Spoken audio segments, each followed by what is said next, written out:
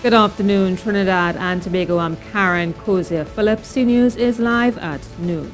Topping the news at this time, opposition leader Kamla Persad-Bissessar says she intends to move the adjournment of the House at today's sitting of the House of Representatives for the purpose of discussing a definite matter of urgent public importance. This matter is the failure of the government to provide adequate resources and relief in a timely, effective and efficient manner to alleviate the problems of the population in the aftermath of Tropical Storm Bret. She said government has failed to address the flooding, destruction, devastation and damage that was inflicted on the population by Tropical Storm Bret. And the relevant agencies will return to communities affected by Tropical Storm Bret today to conduct assessments and to see where help can be given. Operations and Relief Officer at the ODPM, Captain Neville Wint, says no cleanup operations took place overnight, but it was to resume this morning. All the crews, including CPAP, the regional corporation, everybody's going back out to commence cleanup operations. Damage assessments is being done, led by the Corporation on Public Utilities. So this morning is more trying to assess the damage, trying to assess losses, to provide the grants and reliefs that are accessible at this point in time. He said the floodwaters have been subsiding and that will make the process easier. All the affected areas, based on these losses there. So the Tunapuna-Piaco Regional Corporation, Pinal, DB, Sandy Grande, all those areas have been impacted. Crews and staff have been deployed to start doing those assessments. And as I said previously, as the water subsides now, they're able to go into areas that was not before accessible. Help for farmers in Trinidad. This as the National Agricultural Marketing and Development Corporation, NAMDEVCO, would be waiving market fees for farmers at 5 markets throughout Trinidad as a result of Tropical Storm Bret. In a statement issued on Thursday, NAMDEVCO said they understand the difficult time that the farming community is experiencing, and the corporation is therefore waiving its market fees for a period of 1 week, which will take effect from Monday 26th June 2017 to Sunday 2nd July 2017. No fees will be charged to farmers and other users of the following facilities: Northern Wholesale Market Macoya, Southern Wholesale Market Debe, Orange Valley Wholesale Fish Market, Port of Spain Wholesale Market, and Valencia Farmers Retail Facility Market. Meanwhile, President of the Farmers Union, Shiraz Khan, says people can expect an increase in some locally produced food items when they go to the market. This is because hundreds of thousands of dollars worth in crops were destroyed following the passage of Tropical Storm Bret. However, he said the prices of all items will not go up. Prices of tomatoes and so on didn't change. It remains £4 for $20, £5 for $20, because there's a large amount of tomatoes that was imported into the country in the last 2-3 months. So they're going to have some commodities, things like the cabbage and the pak choy and the lettuce and them kind of thing. You're going to have some prices increasing. But to say across the board, I'm not seeing all prices going up. But he warned some importers may increase their price as well.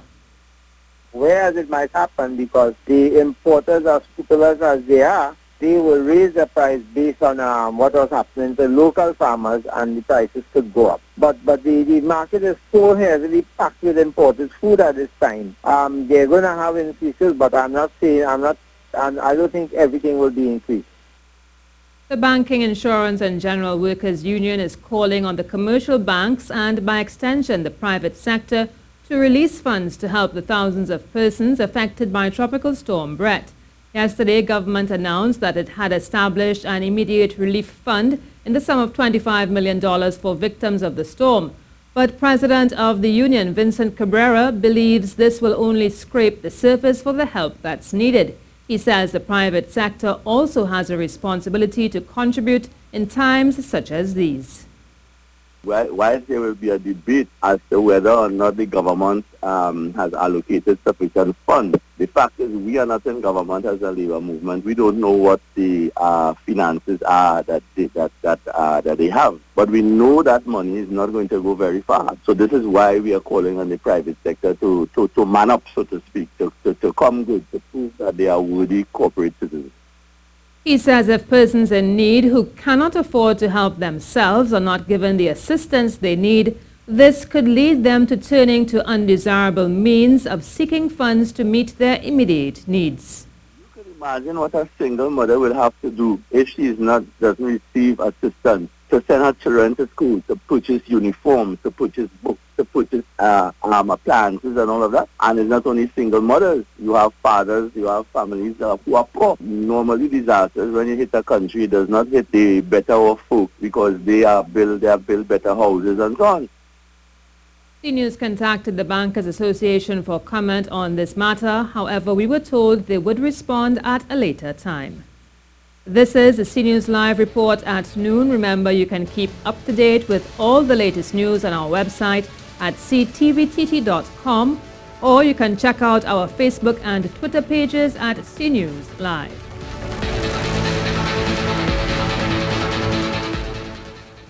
Roman Catholic priest Father Clyde Martin Harvey has been appointed Bishop-elect of the Diocese of St. George's, Grenada. According to the Roman Catholic Archdiocese of Port of Spain, the appointment was announced at the Vatican earlier today.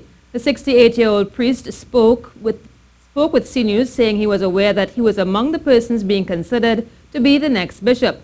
But it was not until August 2016 he realized it was a serious consideration. He said that he wants to be guided by 4 words: look, listen, learn, and love. While speaking at a press conference this morning, Father Harvey explained why he opted to leave this country. He said there is no doubt he will always love Trinidad and Tobago, but his life is being guided by what God calls him to do. And on the day when I was asked, although I wanted to refuse, it was clear that that was not what God wanted. And then when I realized that the Vatican was announcing the appointment on the Feast of the Sacred Heart, that confirmed it for me. So I go to Grenada not because I don't like Trinidad, not because somebody tried to kill me and I run in. Right? That's not what it's about at all. And he had some advice for young men as he shared his experience at Mount St. Benedict. I spent the past 6 months in a place that I've grown to love. There is a real community there of men who, though they may be aging, really face the challenge of loving one another. And that is something that I admire. And if I could do one thing this morning, it is to encourage those young men who are thinking about it not to turn away. We need Mount St. Benedict. It is the one Catholic institution that all our people recognize as theirs. To some other news now, a Maloney man is knocked down and killed while attempting to cross the highway. Reports say Anthony Singh, also known as Marvin, left his home at building number 9, Maloney Gardens, at around 5 a.m. and was crossing the highway to take a maxi to get to work when tragedy struck. CNews was told a truck hit a maxi which then crashed into him. He was taken to hospital, but he died. Singh worked for a garbage collection company. A 67-year-old woman is stabbed and killed during a robbery at her home. She has been identified as Margaret Mills. Reports say at around 3:40 p.m. on Thursday, Mills was at her home in Ravin Sab when the suspects went into the house. It is said during the robbery, Mills was stabbed in the chest. She died 4 hours later at hospital. Her daughter-in-law, who was also at home, was stabbed. She is in stable condition. Police have so far detained 2 men in connection with the incident. One is said to be 20 years old. Mills was the sister of UNC Councillor for Caparo Mamaral, John Lazama. While the search continues for a man who was lost at sea on Thursday at the Godino River. This after 3 men went out in search for oysters. Their pirogue capsized and only 2 men were able to swim to safety. Operations and Relief Officer at the ODPM, Captain Neville Wint, said a search by officers of the Coast Guard and Air Guard is ongoing. The missing man has only been identified as Fly. The business community in Tobago wants the Finance Minister, Colm Imbert, to give the island more consideration when presenting the 2017-2018 budget later this year. On Thursday, Finance Secretary Joel Jack presented Tobago's estimates for the coming year. It amounted to just under $5 billion. According to chairman of the Tobago Chamber, Demi John Cruikshank, over the years, Tobago has been let down based on the amount of money they are given for development. A couple of years that they've been just given the 4.03% of the national budget. And it is time that we look past that and we look seriously at how we're going to give a big boost to Tobago in terms of developing the island. Because what you can do is give Tobago the development fund. Let us upgrade the facilities, the tourism sites, all the other products. We have an excellent product in Tobago. On the issue of tourism, he said the seabridge problems are causing a nightmare for the island. Hoping that like a day like today, Friday, is a long weekend, that people would leave Trinidad. They know they can't come to Tobago. They enjoy the weekend. We make some money and people leave on Monday or Tuesday morning and go back to Trinidad and go back to work. And that is because we don't have the international market anymore. On Thursday, Chief Secretary Kelvin Charles said 2 vessels will service the inter-island route over the busy vacation period. And Finance Secretary Joel Jack says enough money was allocated to the tourism sector and measures are being put in place to ensure problems are fixed. In Thursday's THA budget presentation, $355 million was allocated to tourism, culture and transportation.